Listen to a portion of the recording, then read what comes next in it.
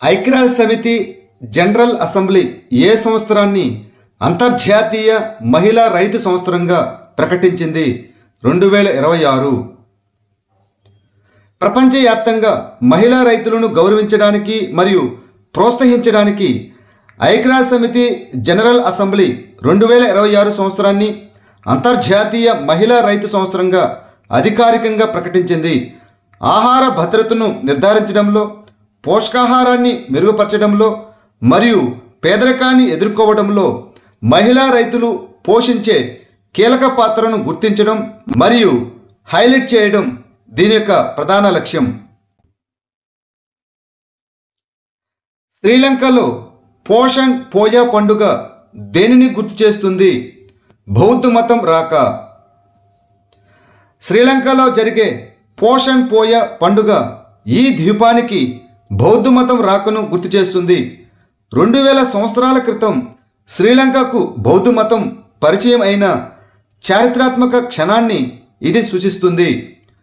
పోషణ్ పోయా అని కూడా పిలువబడే పోషాన్ క్రీస్తుపూర్వం 3వ శతాబ్దంలో శ్రీలంకలో బౌద్ధ మతం రాకను జరుపుకునేందుకు శ్రీలంక బౌద్ధులు నిర్వహించే వార్షిక పండుగ. కాన్క్వెస్ట్ 2025 అనే బహుళజాతి సైనిక విన్యాసాలను ఏ దేశం నిర్వహిస్తున్నది? మంగోలియా. బహుళజాతి సైనిక వ్యాయామం అయిన కాన్క్వెస్ట్లో పాల్గొనడానికి భారత సైన్యం మంగోలియాలోని ఉలన్ బాతుర్కు చేరుకుంది. ఇది 2025 జూన్ 14 నుండి 28 వరకు మంగోలియాలోని ఉలన్ బాతుర్లో జరగనుంది. ఇది 22వ ఎడిషన్. ఈ వ్యాయామం 2003లో యునైటెడ్ స్టేట్స్ ఆఫ్ అమెరికా మరియు మంగోలియన్ సాయుధ దళాల మధ్య ద్వైపాక్షిక కార్యక్రమంగా ప్రారంభమైంది మరియు 2006లో బహుళజాతి శాంతి పరిరక్షణ దళంగా మారింది. 2025 ఆర్థిక సంవత్సరంలో ఏ 2 రాష్ట్రాలు కలిసి 51% ఎఫ్డిఐని ఆకర్షించాయి? మహారాష్ట్ర మరియు కర్ణాటక. 2025 ఆర్థిక సంవత్సరంలో భారతదేశంలోని విదేశీ ప్రత్యక్ష పెట్టుబడుల్లో మహారాష్ట్ర మరియు కర్ణాటకలు సమిష్టిగా 51% పొందాయి. గత ఆర్థిక సంవత్సరం 2024-25లో దేశంలోకి వచ్చిన విదేశీ ప్రత్యక్ష పెట్టుబడుల్లో మహారాష్ట్ర మరియు కర్ణాటక 51% వాటా కలిగి ఉన్నాయని పరిశ్రమ మరియు అంతర్గత వాణిజ్య ప్రోత్సాహక విభాగం తాజా డేటా తెలిపింది. ఐఎన్ఎస్ గుల్దారును భారతదేశంలో మొట్టమొదటి నీటి అడుగున మ్యూజియంగా మార్చడానికి ఏ రాష్ట్ర ప్రభుత్వం ఒక ప్రాజెక్టును ప్రారంభించింది? మహారాష్ట్ర. మహారాష్ట్రలోని సింధుదుర్గ్ జిల్లాలోని నివతే రాక్ సమీపంలోని రద్దు చేయబడిన యుద్ధనౌక అయిన ఇండియన్ నేవల్ షిప్ గుల్దార్ చుట్టూ భారతదేశంలో మొట్టమొదటి నీటి అడుగున మ్యూజియం మరియు కృత్రిమ పగడపు దిబ్బను రూపొందించనున్నారు. కేంద్ర ప్రభుత్వం నుండి బలమైన మద్దతుతో ఈ ప్రాజెక్టును మహారాష్ట్ర ముఖ్యమంత్రి వర్చువల్గా ప్రారంభించారు. సముద్ర పరిరక్షణ మరియు పర్యాటకాన్ని ప్రోత్సహించడం దీని యొక్క లక్ష్యం. జనవరి 2024లో రద్దు చేయబడిన 1120 టన్నుల ఓడ అయిన ఐఎన్ఎస్ గుల్దారును మహారాష్ట్ర పర్యాటక అభివృద్ధి సంస్థకు అప్పగించారు. తల్లి పునర్వివాహం చేసుకున్న తర్వాత కొడుకు ఇంటి పేరు మార్చాలని ఏ హైకోర్టు ఆదేశించింది? కలకత్తా హైకోర్టు. తల్లి పునర్వివాహం తర్వాత కొడుకు ఇంటి పేరు మార్చాలని కలకత్తా హైకోర్టు ఆదేశించింది. కోల్కతా మున్సిపల్ కార్పొరేషన్ రికార్డులో పేరును మార్చే నిబంధన ఇంటి పేరును భర్తీ చేయడానికి కూడా వర్తిస్తుందని కలకత్తా హైకోర్టు పేర్కొంది. తల్లి రెండో వివాహం తర్వాత మైనర్ కొడుకు ఇంటి పేరును మార్చడానికి కలకత్తా హైకోర్టు అనుమతిస్తుంది. పరిపాలనలో భారతీయ భాషలను ప్రోత్సహించడానికి భారతీయ భాష అనుభోగను ప్రారంభించిన మంత్రిత్వ శాఖ ఏది? హోం మంత్రిత్వ శాఖ, the ministry of home affairs. పరిపాలనలో భారతీయ భాషలను ప్రోత్సహించడానికి కేంద్ర హోంమంత్రి జూన్ 6, 2025న భారతీయ భాష అనుభాగను లేదా భారతీయ భాషల విభాగాన్ని ప్రారంభించారు. విదేశీ భాషలపై ఆధారపడడాన్ని తగ్గించడం మరియు మాతృభాషల్లో నిర్ణయం తీసుకోవడానికి మద్దతు ఇవ్వడం భారతీయ భాష అనుభాగ లక్ష్యం. ఇది అన్ని స్థానిక భాషలను బలోపేతం చేస్తుంది. ఇది centre for development of advanced computing సహాయంతో భారతీయ భాషలను నిర్వహించబడుతుంది. ఏ రాష్ట్ర అటవీ శాఖ వితూట్ అనే అటవీకరణ ప్రాజెక్టును ప్రారంభించింది? కేరళ. ప్రపంచ పర్యావరణ దినోత్సవం నాడు కేరళ అటవీ శాఖ వితూట్ అనే అటవీకరణ ప్రాజెక్టును ప్రారంభించింది. వితూటు భారతదేశంలో మొట్టమొదటి వైమానిక సీడ్ బాల్ పంపిణీ కార్యక్రమం. ఇది పచ్చదనాన్ని పునరుద్ధరించడానికి మరియు అటవీ ఆరోగ్యాన్ని మెరుగుపరచడానికి కమ్యూనిటీ ఆధారిత ప్రచారం, మానవ జంతు సంఘర్షణను తగ్గించడం మరియు దెబ్బతిన్న పర్యావరణ వ్యవస్థలను పునరుద్ధరించడం ఈ ప్రాజెక్టు యొక్క లక్ష్యం. సముద్రంలో ఆపదలో ఉన్న వ్యక్తులను లేదా ఓడలను త్వరగా శోధించి రక్షించడానికి మద్దతు ఇవ్వడానికి శరత్ సాధనాన్ని ఏ సంస్థ అభివృద్ధి చేసింది?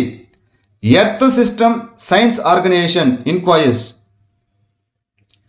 కంటైనర్లు మరియు శిథిలాల యొక్క సాధ్యమైన డ్రిఫ్ట్ను పర్యవేక్షించడానికి ఇన్కాయిస్ దాని సెర్చ్ అండ్ రెస్క్యూ 8 టూలు అనగా శరత్తును అభివృద్ధి చేసింది. శరత్తును ఎర్త్ సిస్టమ్ సైన్స్ ఆర్గనైజేషన్ అనగా ఇన్కాయిస్ ఎర్త్ సైన్సెస్ మంత్రిత్వ శాఖ ఆధ్వర్యంలో అభివృద్ధి చేసింది. సముద్రంలో ఆపదలో ఉన్న వ్యక్తులు లేదా ఓడలను త్వరగా శోధించి రక్షించడానికి మద్దతు ఇవ్వడానికి మేక్ ఇన్ ఇండియా కార్యక్రమంలో భాగంగా దీనిని రూపొందించారు. పశ్చిమ ఆఫ్రికా రాష్ట్రాల ఆర్థిక సంఘం ఏ ఒప్పందంపై సంతకం చేయడం ద్వారా స్థాపించబడిన ప్రాంతీయ సమూహం? లాగోస్ ఒప్పందం ద్వారా. పశ్చిమ ఆఫ్రికా రాష్ట్రాల ఆర్థిక సంఘం ఇటీవల దాని 50వ వార్షికోత్సవాన్ని జరుపుకుంది. నైజీరియాలోని లాగోసులో సంతకం చేయబడిన లాగోస్ ఒప్పందం ద్వారా మే 28, 1975న ఈ ECOWASను సృష్టించబడింది. పశ్చిమ ఆఫ్రికా అంతటా ప్రాంతీయ సహకారం, ఆర్థిక సమైక్యత మరియు శాంతిని ప్రోత్సహించడానికి ఇది ఏర్పడింది. వాణిజ్యం, ఎనర్జీ, రవాణా మరియు మరిన్నింటిలో ఉమ్మడి కరెన్సీ మరియు భాగస్వామ్య విధానాలతో ఒకే ఆర్థిక యూనియన్ను ఈ కూటమి లక్ష్యంగా పెట్టుకుంది. ది రియల్ ఫెర్టిలిటీ క్రైసిస్ అనే పేరుతో 2025 స్టేట్ ఆఫ్ వరల్డ్ పాపులేషన్ అనే నివేదికను ఏ సంస్థ విడుదల చేసింది? ఐక్యరాజ్యసమితి జనాభా నిధి UNFPA. ఐక్యరాజ్యసమితి జనాభా నిధి అనగా United nations population fund the real fertility crisis అనే శీర్షికతో 2025 ప్రపంచ జనాభా స్థితి అనే నివేదికను విడుదల చేసింది. 30% మంది భారతీయులు ఎక్కువ లేదా తక్కువ మంది పిల్లలను కనాలనే కోరికలు నెరవేరలేదని కూడా పేర్కొంది. జనాభా మరియు పునరుత్పత్తి ఆరోగ్య కార్యక్రమాలకు మద్దతు ఇవ్వడానికి ఐక్యరాజ్యసమితి జనాభా నిధి సృష్టించబడింది. అందరికీ సస్టైనబుల్ ఎనర్జీ అనే ఇనిషియేటివ్ను ఏ సంస్థ ప్రారంభించింది? ఐక్యరాజ్యసమితి యునైటెడ్ నేషన్స్.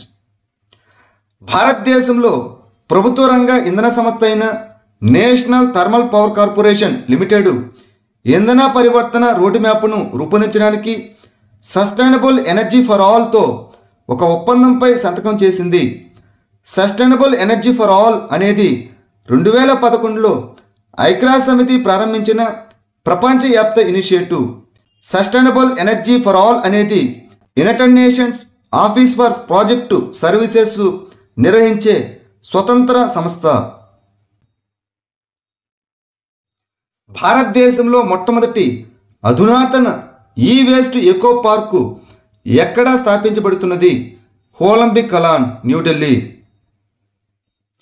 ఉత్తర ఢిల్లీలోని హోలంబిక్ కలాన్లో భారతదేశంలో మొట్టమొదటి ఈ వేస్ట్ రీసైక్లింగ్ ఎకో పార్కును ఢిల్లీ నిర్వహించనుంది. ఈ వేస్ట్ ఎకో పార్కు పర్యావరణ పరంగా సురక్షితమైన రీతిలో ఎలక్ట్రానిక్ వ్యర్థాలను శాస్త్రీయ రీసైక్లింగ్, కూల్చివేత మరియు రికవరీ కోసం అంకితమైన సౌకర్యం. దేశంలో స్థిరమైన ఈ వేస్ట్ నిర్వహణకు ఇది ఒక నమూనా ప్రాజెక్టుగా ఉండాలని లక్ష్యంగా పెట్టుకుంది. ఈ ప్రాజెక్టును ఢిల్లీ పర్యావరణ మంత్రి ప్రకటించారు. అక్టోబర్ 1, 2025 నుండి మౌలిక సదుపాయాల ప్రాజెక్టుల కోసం 13 అంకెల జియో ట్యాగ్ చేయబడిన ఇన్ఫ్రా ఐడిని ప్రారంభించనున్న రాష్ట్రం ఏది? మహారాష్ట్ర. ఆమోదాలను క్రమబద్ధీకరించడానికి మరియు మౌలిక సదుపాయాల ప్రాజెక్టులను ట్రాక్ చేయడానికి మహారాష్ట్ర 13 అంకెల జియో ట్యాగ్ చేయబడిన ఇన్ఫ్రా ఐడిని ప్రవేశపెట్టనుంది. ప్రతి మౌలిక సదుపాయాల ప్రాజెక్టుకు ప్రత్యేకమైన 13 అంకెల జియో ట్యాగ్ చేయబడిన ఐడి ఉండే వ్యవస్థను మహారాష్ట్ర అమలు చేయడానికి సిద్ధంగా ఉంది. ఈ ఇనిషియేటివ్ అక్టోబర్ 1, 2025 నుండి రాష్ట్ర వ్యాప్తంగా అమలు చేయబడుతుందని మహారాష్ట్ర ప్రభుత్వం పేర్కొంది. ఘటంపూర్ థర్మల్ పవర్ ప్రాజెక్టు ఏ నగరంలో ఉంది? ఉత్తరప్రదేశ్. ఇటీవల భారత ప్రధానమంత్రి ఉత్తరప్రదేశ్లోని కాన్పూర్ నగరంలో 660 మెగావాట్ల సామర్థ్యంతో Ghatampur thermal power project unit 1ని అంకితం చేశారు. ఈ ప్లాంటు ఉత్తరప్రదేశ్లోని కాన్పూర్ నగర జిల్లాలోని ఘటంపూర్లో ఉంది. దీనిని ఎన్ఎల్సి ఇండియా లిమిటెడ్ 51% మరియు ఉత్తరప్రదేశ్ రాజ్య విద్యుత్ ఉత్పాదన నిగమ్ లిమిటెడ్ 45% వాటాల జాయింట్ వెంచర్ అయిన నైవేలి ఉత్తరప్రదేశ్ పవర్ లిమిటెడ్ అమలు చేస్తున్నది.